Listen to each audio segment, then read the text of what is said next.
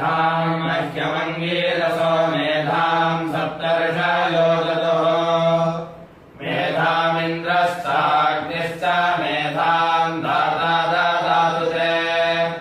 मेधाम् देवरुणो राजा मेधाम् देवी सरस्वती